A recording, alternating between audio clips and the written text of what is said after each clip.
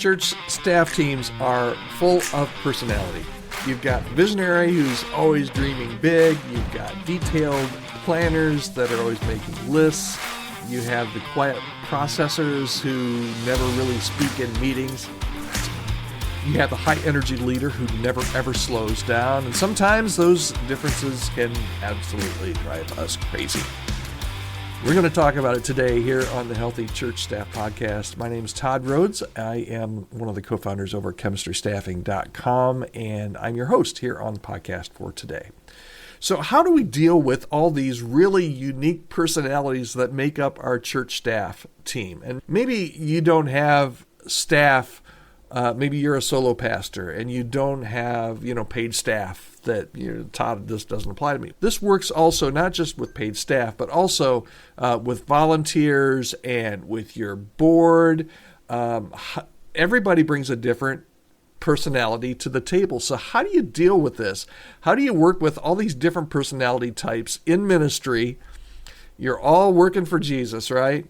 But how do you do it without losing your freaking mind, right? Okay, here we go. 3 ideas for you today on how to work with people. Okay, first of all, try to understand before you react. Always listen. My mom always said, God gave you 2 ears and 1 mouth for a reason. It's true. Try and understand before you react, because truthfully, people don't wake up in the morning thinking, how can I be difficult today? All right, most people don't. Okay, I've met a few people. I'm convinced that they do wake up in the morning saying, "How can I be a thorn be a thorn for Todd today?"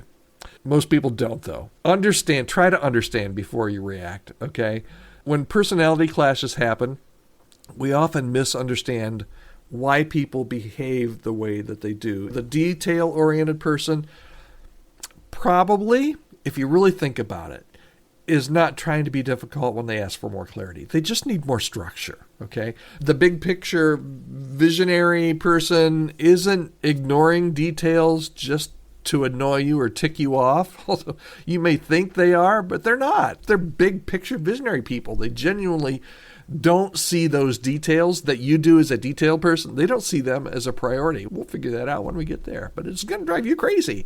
The quiet introvert isn't disengaged in staff meetings. They're just processing internally before they speak. And again, that's me.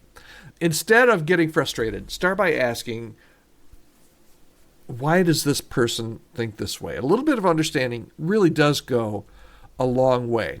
So the first thing you need to do is, before you talk, before you instantly jump to conclusions, before you get upset, understand the type of person and understand why they are probably acting the way they are before you immediately jump to conclusions. All right, that's the first one. Number 2, when you can, flex your own communication style. If you lead a team, your job isn't just to expect everybody to adjust to you. You also need to adjust to them. And for your direct, no-nonsense team member, maybe you need to just be clear and to the point. Maybe you're talking with your more relational person, your people first staff member. Maybe you need to take an extra minute with that person because you know how they are, how they're wired, how God's wired them. Maybe you need to take a minute with them and personally just jump in, get with them personally, take some little bit of extra time before jumping into the work because they're more relational. Maybe for your structured person, you need to give them the details. They're more process-driven anyway, so give them details and clear expectations. And maybe for somebody that's more spontaneous, an idea-driven colleague, be willing to dream with them before locking down any of the specifics. You don't have to, I'm not asking you to be somebody who you're not, okay? You don't have to be a chameleon here. But a little intentionality, particularly after you've not jumped to conclusions about what this person is saying and how they're acting, a little bit of intentionality will save you a ton of unnecessary conflict. And as the title of this podcast and video says, it will help you to get along with people and thrive with people without losing your mind. Okay. And then number 3, and this is the last one for today anyway, give each other some grace. At the end of the day, church work is people work. And people are complicated. I heard somebody say once that I would love working at my church if it just wasn't for the people. I know some days we all feel like that, but guess what? Church work is people work, and people are complicated, and you're not going to fix somebody's personality. You can try. It's not going to go well for you, but you can try. But you're not going to fix somebody's personality. And truthfully, that's not your role, and you really shouldn't want to do that. The strengths that drive you crazy in one moment are often the exact strengths that your church needs. Might drive you crazy, but it's exactly, that person is exactly the person that needs to be in that chair at that time, even though it drives you nuts. Okay? Instead of getting annoyed, what if you learn to appreciate what each personality brings to the table? That team member who never stops questioning everything might be keeping your church from making a really terrible decision. The colleague who never speaks up in meetings might have some deep wisdom if you really create some space for them to share. That high energy, fast moving leader who never ever slows down and drives you crazy might be the visionary your church needs for this next season. Different personalities doesn't mean wrong. It just means different. And that's a good thing. Okay, so here's your bottom line for today. Instead of resenting personality differences, start leveraging them.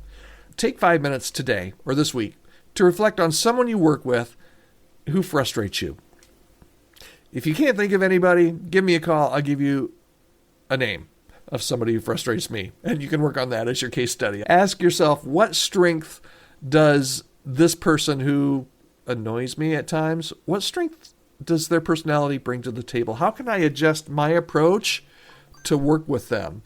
I promise just this little shift in perspective can absolutely transform your team dynamics and how you feel about the other people on your team. And the best part of it is you won't lose your mind. I'd love to hear your thoughts on this. Who's the personality type you struggle with the most? I'd love to hear your story. I love hearing everybody's story. I read every email that comes to me. You can shoot me an email at podcast@chemistrystaffing.com. Seriously, I read every email.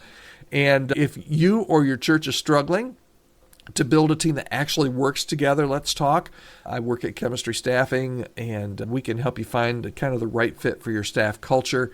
And if there's a way that I can come alongside and partner with you and your church, I would love to do so. Just reach out to me anytime. Podcast@chemistrystaffing.com. All right, thanks for hanging out with me today. Remember, working with different personalities doesn't have to be painful, as long as you don't try to make everyone exactly like you. All right, thanks so much, and we'll see you next time.